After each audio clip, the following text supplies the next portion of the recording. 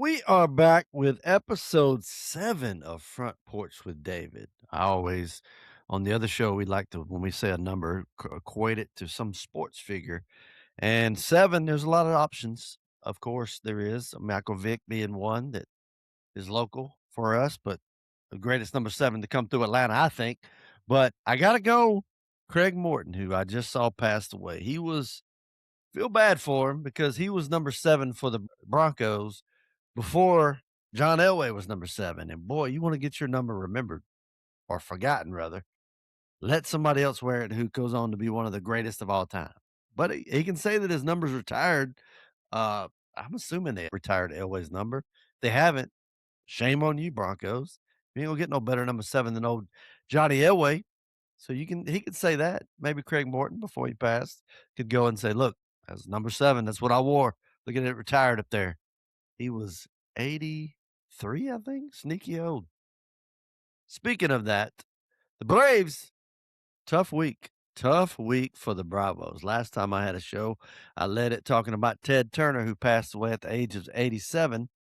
And now, the greatest of all time when it comes to managers, in my eyes, anyways, Bobby Cox has passed away. The greatest Braves manager that will ever be, most likely, has passed away.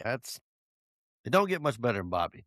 If you grew up a fan of Braves baseball, especially around the '90s up until the 2000s era, there's no better. Seeing him waddle out there and just arguing a call, you just loved it. Bobby Cox was synonymous with Braves baseball. You thought Bobby Cox, you thought Braves baseball, and the other way around. You thought Braves baseball, Bobby Cox came to mind. He led one of the best decade of teams you've ever seen. Um, Let's see some of his stats here. Obviously, he's known most famously for being tossed 162 ejections. And I don't know if you know baseball, but a season of baseball is 162 games. So he got tossed out a whole season of baseball. A lot of those were, you know, he kind of wanted to get tossed out, or the pitcher set him up. This buddy of mine, Shane, sent me a post that Leo Mazzoni was talking about, that Greg Maddux and Greg Mad Dog and Tom Glavine would go and watch the game, and they could go watch it on a screen above the dugout or out in the clubhouse, and Bobby would go in and be like, "How's it looking?" He's like, "Well, that strike zone's a little tight." So he would rile them up, and then the next one they'd go out, and if it was a close ball that they would call instead of a strike, he would run out there knowing he's gonna get tossed. They would basically set him up knowing that he's gonna get tossed, and he fell for it, but I think he secretly liked it. The funny thing is Leo Mazzoni said that most times when a guy gets ejected a lot, you end up getting a reputation, and a lot of the umps end up hating you because obviously, he come out there and cuss the hell out of you. But with Bobby, he had a lot of them that still liked him. Even though they would toss him, they liked him. A few times they said, "I'm not gonna toss you because it's hot as hell out here. I'm gonna make you sit out here too." So he would just argue balls and strikes, and they still wouldn't toss him. But Bobby Cox, the legend that is, 15 14 straight.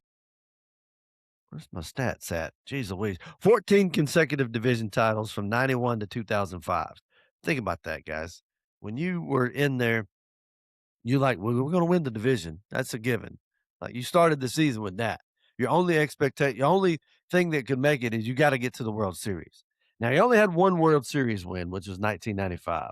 He won 5 National League pennants, which is great, but the 1 World Series win kinda hurts, I'm not gonna lie. His legacy is not tarnished by no means because he's still up there, but you have 1 World Series win with that many chances at it, it hurts a little bit. It stings. I didn't realize he had coached in Toronto between '82 and '85. He was with the Braves, then left from '82 to '85, came back as general manager, and then came on to manage, which is pretty smart. You set up a team, you're like, "Okay, this team's starting to look good. I got a lot of young talent. Let me go back to manage." Because why not? Why not go back and get the credit if you're gonna do it? 29 seasons as an MLB manager. Pretty good run. World Series, 1 World Series champ, 16 postseason appearances. Quite impressive. And Hall of Fame induction in 2014. But Bobby Cox has passed away. Now the Braves, you have no choice. You have to win the World Series. Fate is on our side. You lose 2 managers, 2 defining people in baseball in general, but especially in Atlanta Braves baseball. That kind of people that left in the same week as passed away, you gotta play for that. You gotta play for them. Okay? We should have won when, Hank Aaron passed away. That should have been led us on to the World Series. It did not. However, this one, you gotta go on and win the World Series. Nothing else will do. I'm sorry, the pressure's on, and you're like, "Well, don't put pressure on them." Yes, it's pressure. You have to win the World Series. After you lose somebody like Bobby Cox and Ted Turner within days of each other, you have to win the World Series. You have to go out and play for them and win it all. And you have been playing really, really well. If you're not watching the Braves right now, you're missing out. Strider came back, pitched good. Sale pitching well. Hassan Kim is coming back today. It's Tuesday. He'll be back. Riley's the power numbers ain't getting there yet, but he's starting to make better contact, starting to hit the ball. Michael Harris, to be staying healthy. His quad's coming back. Quad's giving him a little issue, but the dude is killing the ball. He is looking better than I've seen his whole career. When he first came up, when you first come up, you're like, all right, well, he's on fire because they ain't figured him out. They figured him out a little last year, but towards the last part of last year, he started showing up, and this year he's hitting the ball hard. Fatherhood has done him well. Drake Baldwin's showing out. Matt Olson silently just hitting bombs left and right. It's an exciting time. Things are looking good for the Bravos. I'm loving watching it every single night I can. Thank goodness they're off that West Coast swing. That was hard. That hurt. Couldn't really watch much of the games. But now they're back today with the Cubs starting a series. They did lose a series out in Seattle. It was their first lost series, but to go this far into it without losing the series was quite impressive. But the Braves, fun to watch this year, and you got to finish it. Finish the drill. Even if we go to the World Series and don't win, it's not going to be as good. We got to win it all. You're like, well, that's ridiculous. You should just be. No, I'm sorry. Georgia football, Braves baseball. If we don't win a national championship, failure. We don't win the World Series, failure. And of course, I'm being spoiled, but damn it, I earned it. You know how many years we had shitty teams in both college and in pro? Now you spoiled me. The Hawks, if you were to had gotten to the NBA Finals, I'd be like, oh, look at that, pretty good. If the Falcons, hell, I don't know, they can just get to the second round of the playoffs, I'd be excited. But the Braves and Bulldogs, I expect more. I expect championships, and I think the Braves are going to do it this year. If you're not watching, please watch. I'm telling you, it's a fun team to watch. Shades of a few years ago when we were just hitting bombs left and right.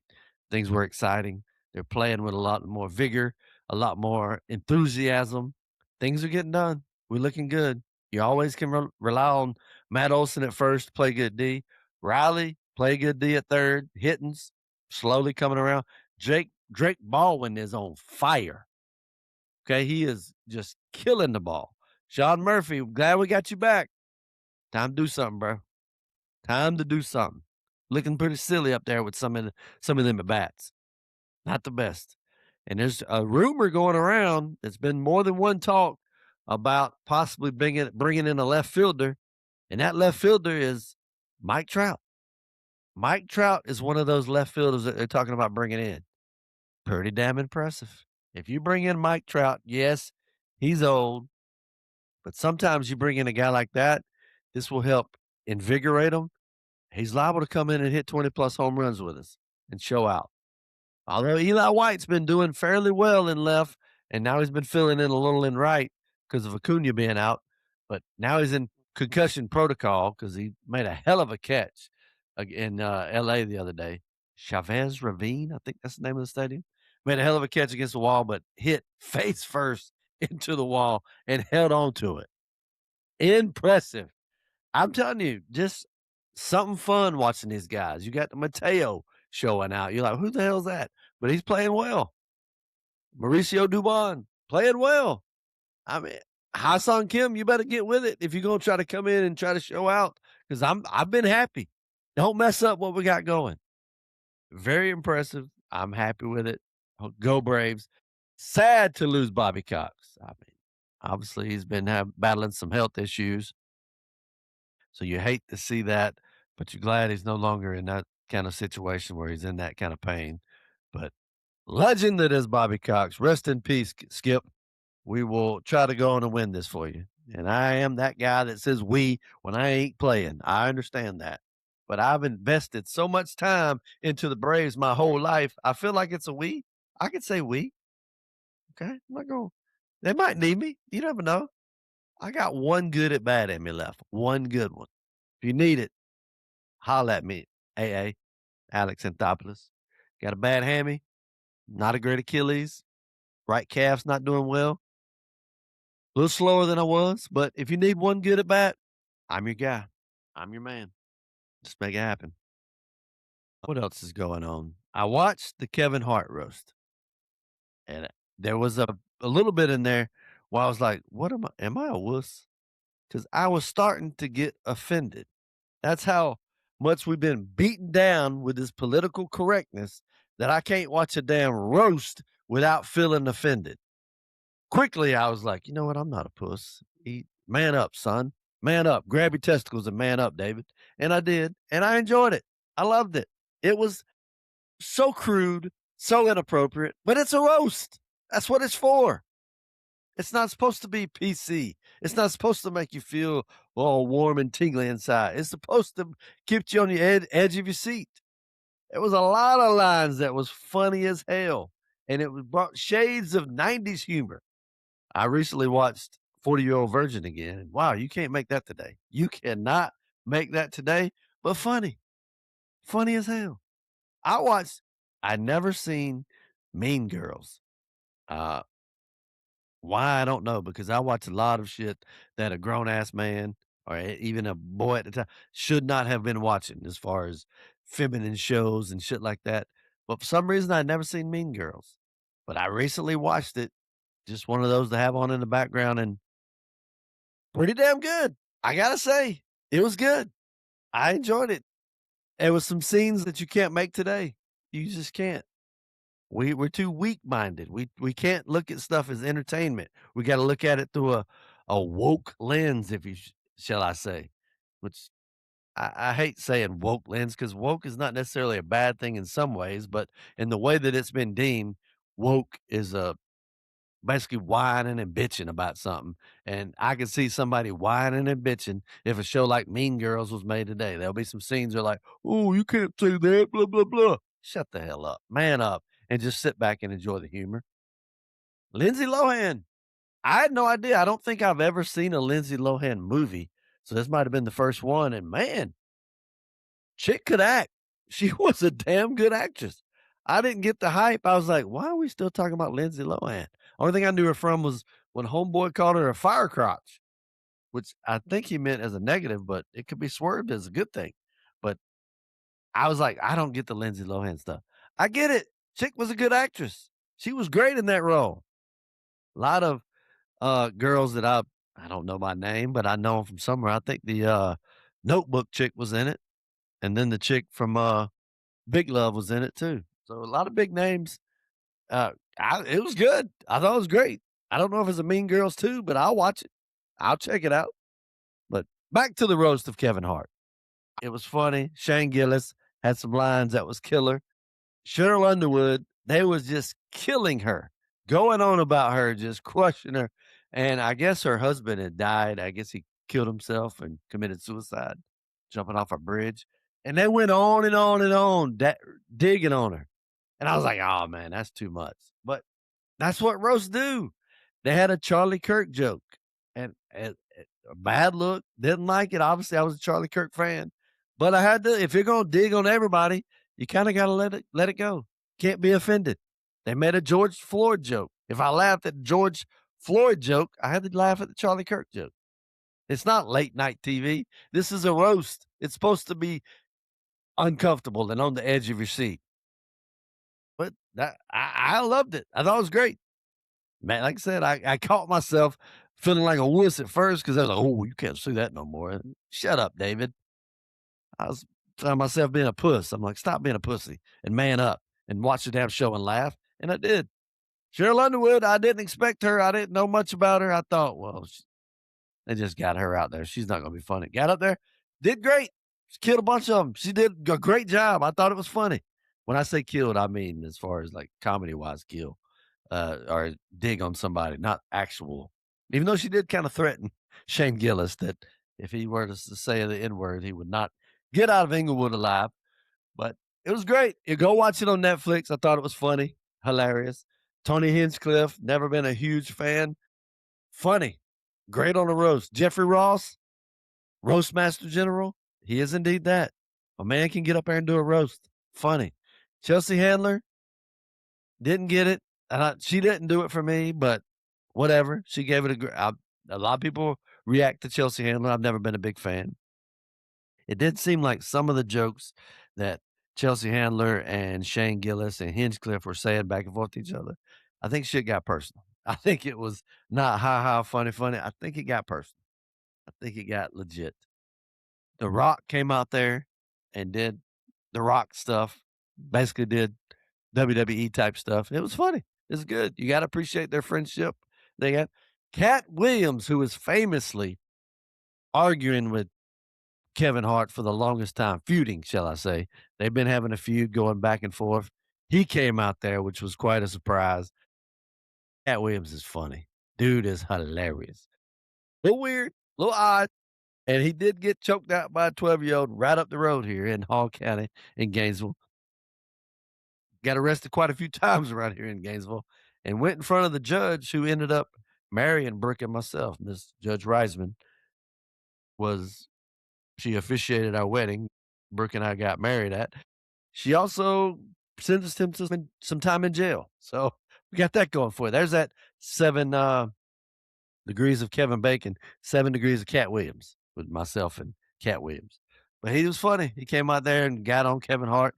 Kevin Hart ended up saying, "Hey, let's squash the beef," blah, blah, blah. All that good stuff they did. At the end, of course, you have Kevin Hart gets up there to be able to rebuttal everyone that came after him, and he did, and Kevin Hart's funny. I thought he's good.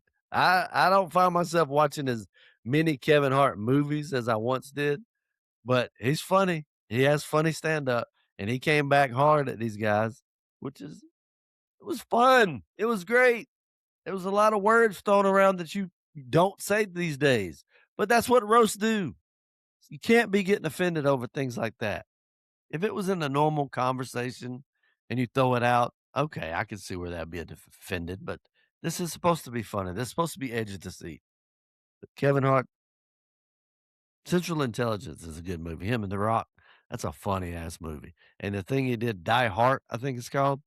Little, it was started out with like 2-minute clips on, I forget what it was called, maybe Roku or something. I don't know, but it was funny. It was good stuff. I like them on What the Fit, his YouTube thing he does. Cold as Balls, funny. Listen, Kevin Hart's funny. He deserved the roast. You gotta give him props to the businessman he is. He's made a shit ton of money. He's made some funny movies, some not so funny movies, but he's out there killing it, motivating. Had a little hiccup where I guess he cheated on his wife, but from all accounts, seems to be a good family man, other than that, of course. But gotta respect it. But go check it out. The Roast of Kevin Hart on Netflix. Don't have the kids around. It gets ugly. It gets offensive, but it's a little long, a little long. I think it runs about 2.5 hours, whatnot, but funny. Tom Brady even came out to start with, and he's no comedian, but he did good. He did well. I don't know if I could be roasted like that. I don't think I could because I take shit too personal from people that I know. If I don't know you, I don't give a fuck what you say. I get killed all the time on theoretically speaking, on Facebook and social media. I don't care. These people I don't know, you can say whatever the hell you want. I don't give two shits. It means nothing to me when I don't know you, especially when you don't even have a picture on your social media or whatever, or you got some meme or some AI photo that looks nothing like you. I don't care. Can we stop posting? I don't want to offend nobody, but I'm going to. Can we stop posting these pictures of the same AI type post picture? All right. If I post a picture and it's AI, it's usually cartoon or something so obvious that you know it's AI that I'm not even having to say. I don't try to pass it off as real. But there's a lot of y'all that will put up a profile pic or something that I've seen the same picture in the same outfit by like 7 different folks. And I've seen you at the grocery store and I know that ain't you.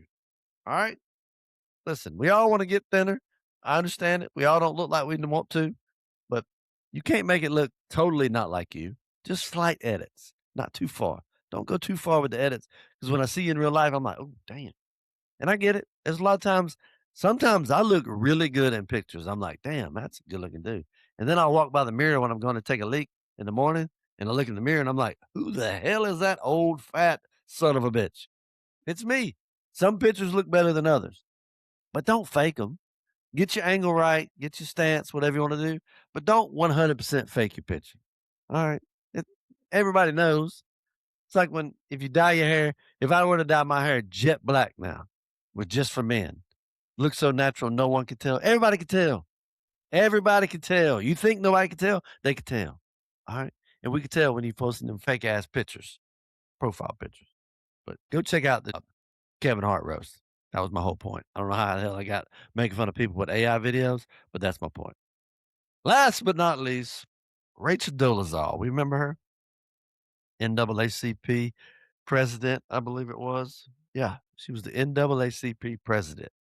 Come to find out, only problem with that is she was not the CCP, colored people. She was not colored people. She was colored, but the color was white.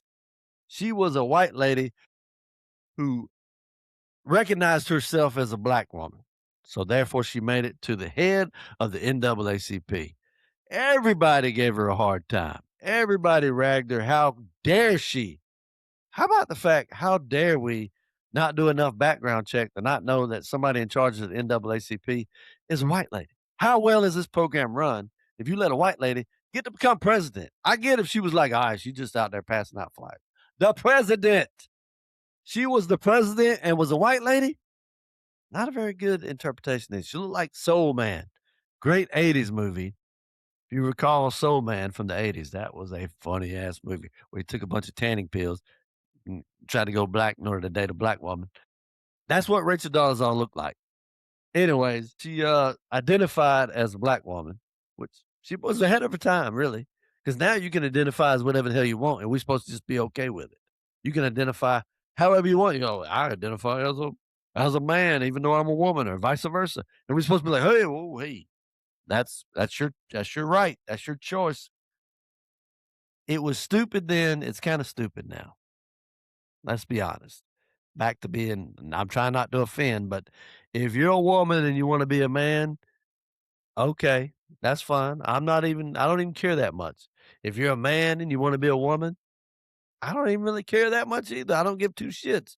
But you can't go hard and heavy against somebody if they say, well, I'm a white woman, but I identify as a black woman. You can't go, that's ridiculous. If it's ridiculous all around. You can't pick and choose the ridiculousness. All right. Eh, I'm sorry. You got to be okay with it. But, anyways, that's a whole nother episode, maybe a whole show we could do on that.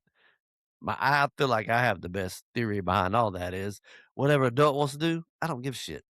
Whatever you want to be, if you want to bang a dude, if you're a dude, I don't care. If you're a woman, you want to bang a woman, you're a woman, I don't care either. I don't give two shits what two adults do. As long as you're not affecting me or anybody else, I don't care. I mean, I would like to say that I'm just that tolerant or whatever. I really don't give a shit. I just really don't care. Be real. I said I wasn't gonna be cussing on these shows, but I'm getting to the point where I'm like, fuck it. Just talk how I talk. But Rachel Dolezal, former white lady who got head of the NAACP, you got to kind of chuckle at the fact that she made it all the way to president. Anyways, now she is becoming a sex coach.